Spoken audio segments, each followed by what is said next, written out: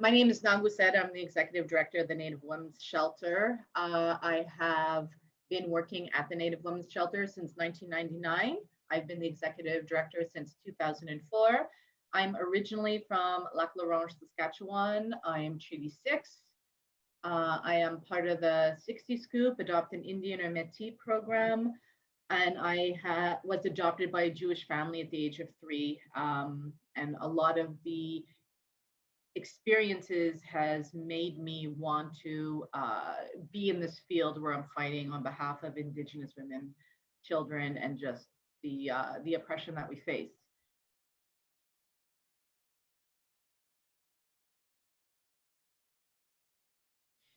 The Native Women's Shelter was created in 1987. The reason why it was created was because Indigenous women came to Montreal, left their communities for whatever reason, and there's multiple reasons, and would end up at the Native Friendship Center.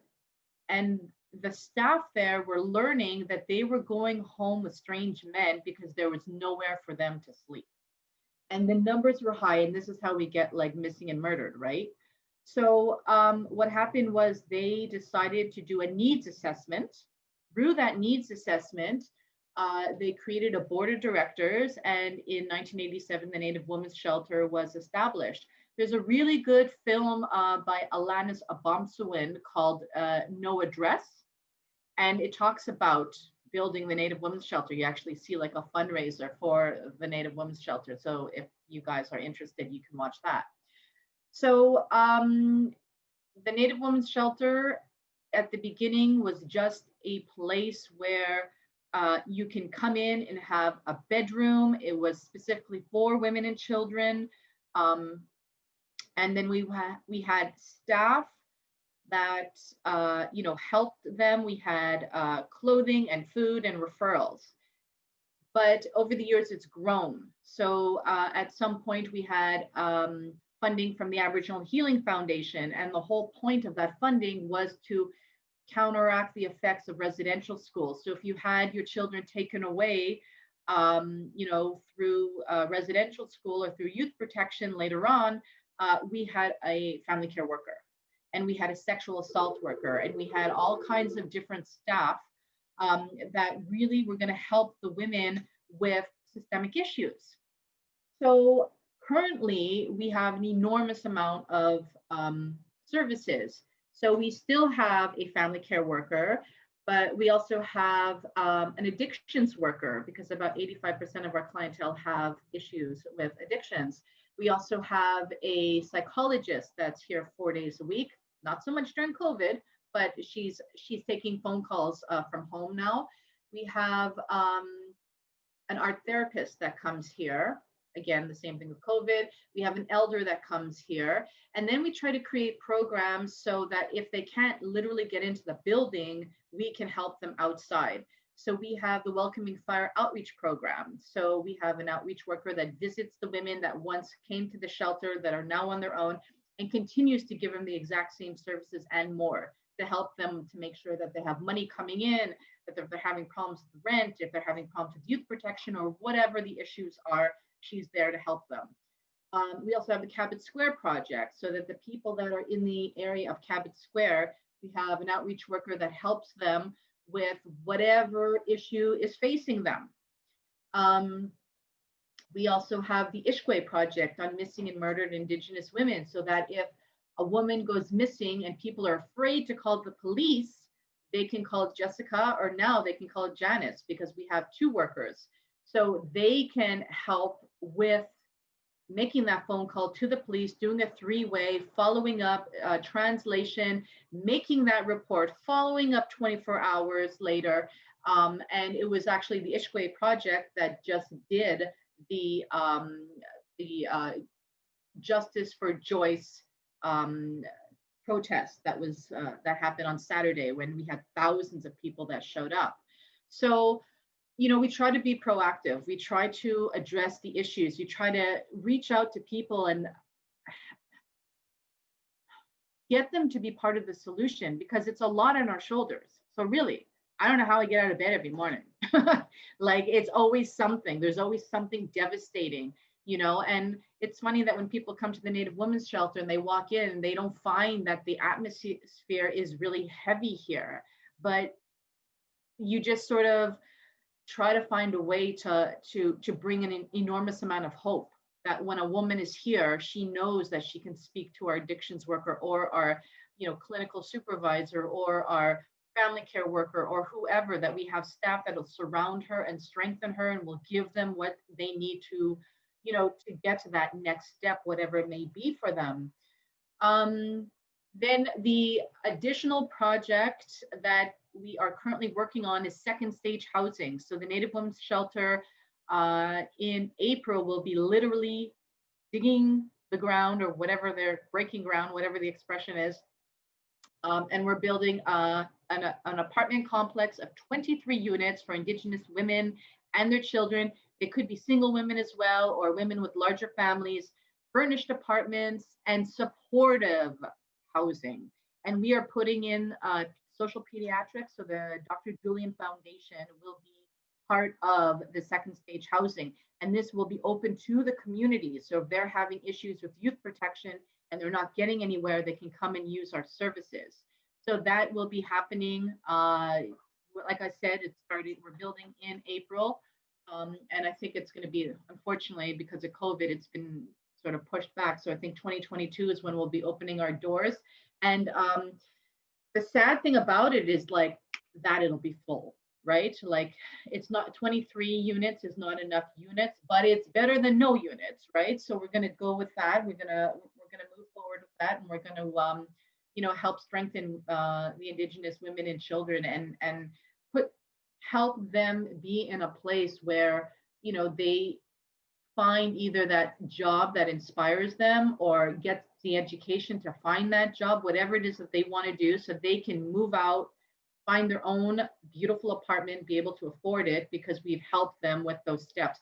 It's really hard to find housing here in Montreal. And if you don't have a lot of money, you're living in these really deplorable conditions. They're never going to want to leave. It's going to be so beautiful, but they will eventually, right?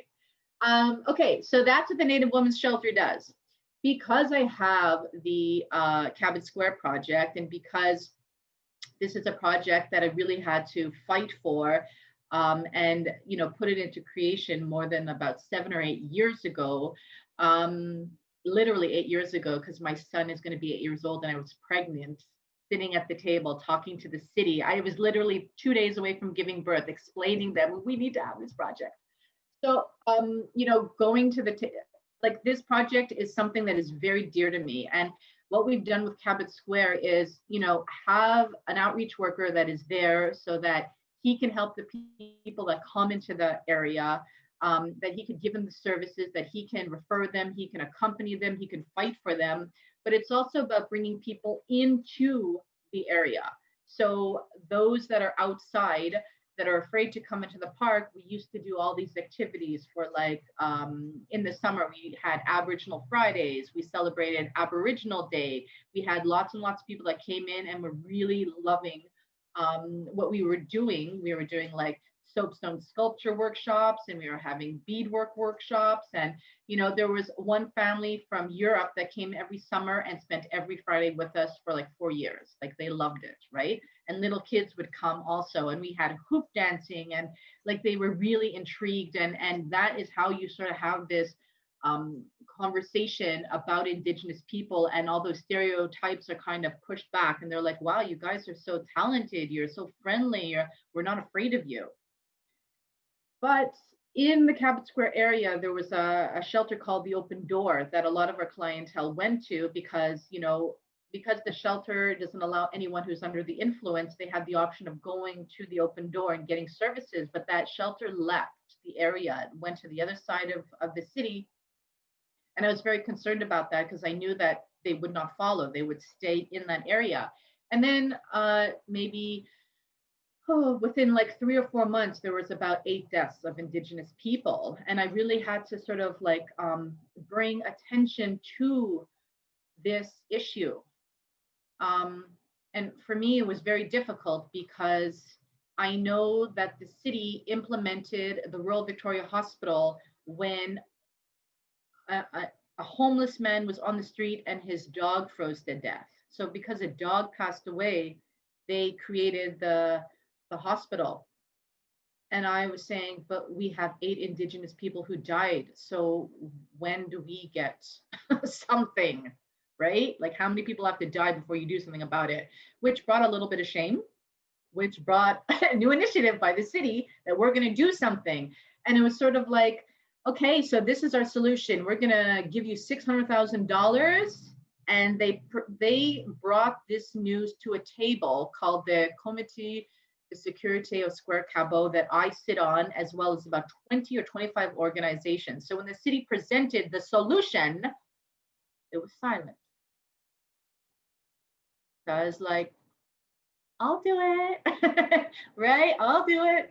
And the whole idea of creating Resilience Montreal was trying to do better than what the Open Door did, right? So trying to use our expertise and because there was a large Indigenous population, to having it sort of geared towards Indigenous people and really sort of strengthening them, but also the idea of having a wellness center for the homeless.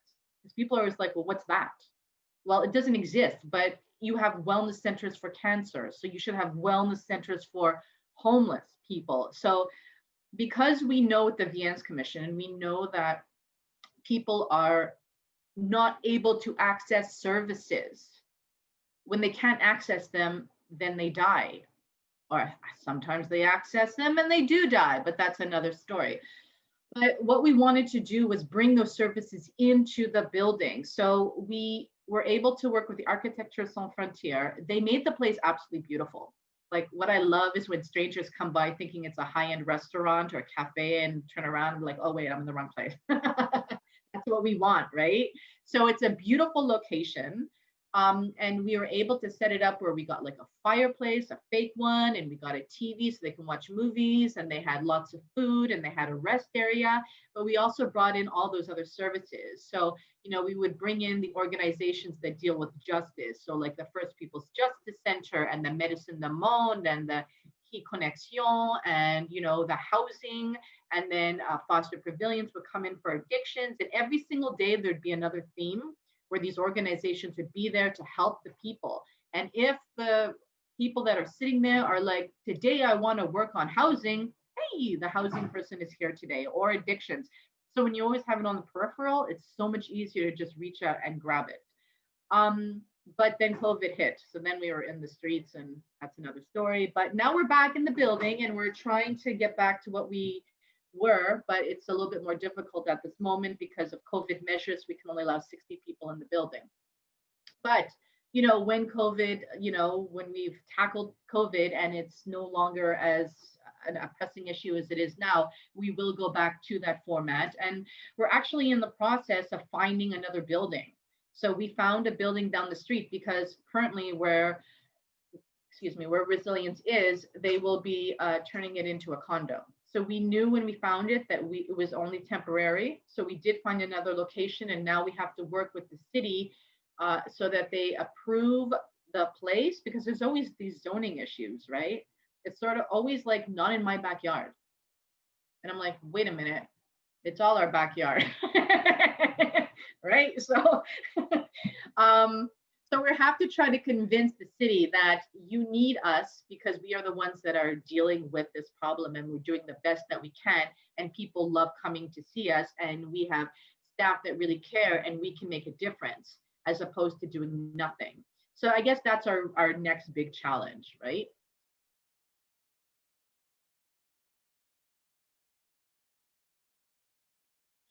Okay, so I mean, because I work at two different organizations, it's different because like different challenges. So one at the Native Women's Shelter, trying to implement policies on COVID that didn't exist were really difficult because we had to basically create them and talk to people. And the shelter at some point closed down. We had about 7 staff that got COVID, and we had to close between May the 14th until June 1st. And then we asked the Architecture Sans Frontières to come in, and they have like sort of a file on COVID safety. So they have a special group that just does that, and they came and changed the whole look of the shelter and the way we manage. And we have a lot of our staff that are working from home right now.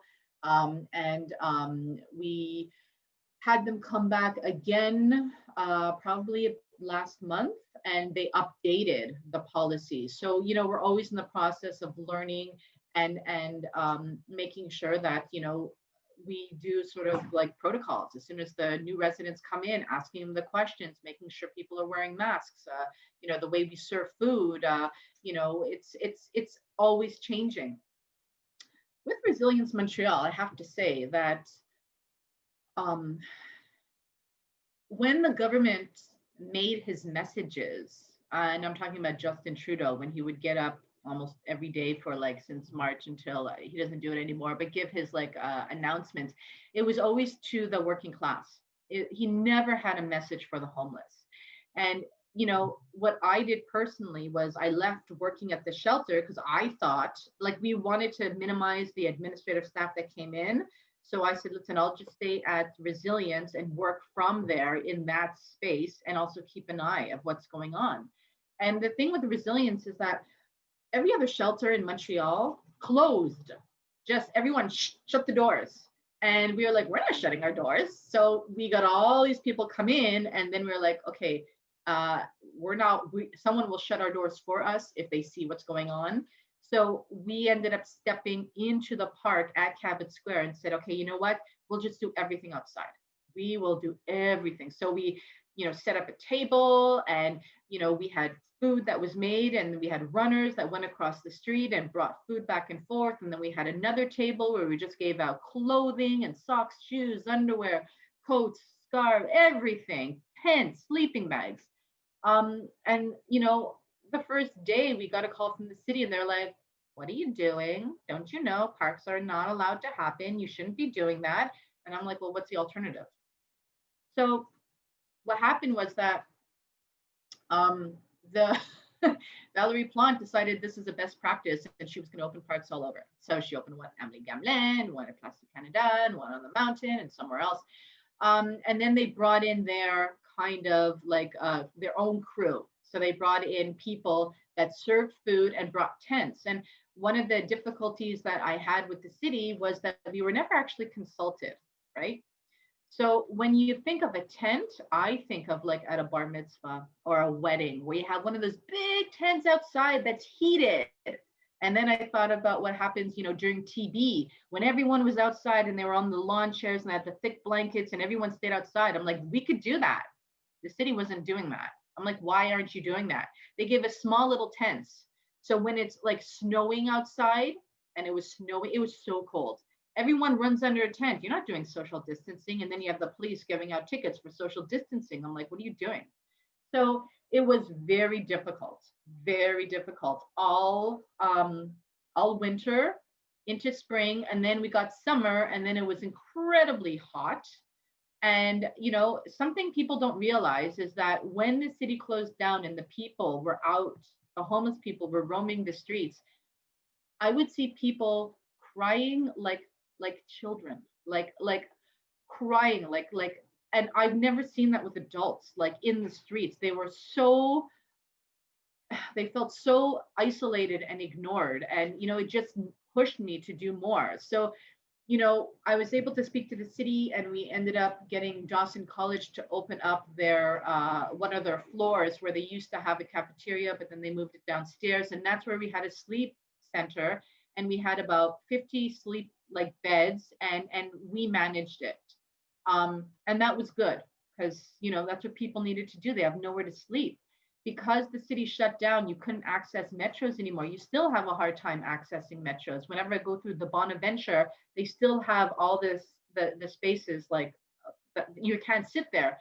The entrance to the Atwater Metro is still blocked off. You can't get in. So when it rains, you see everyone just run to the edge and trying to get, a little bit of coverage.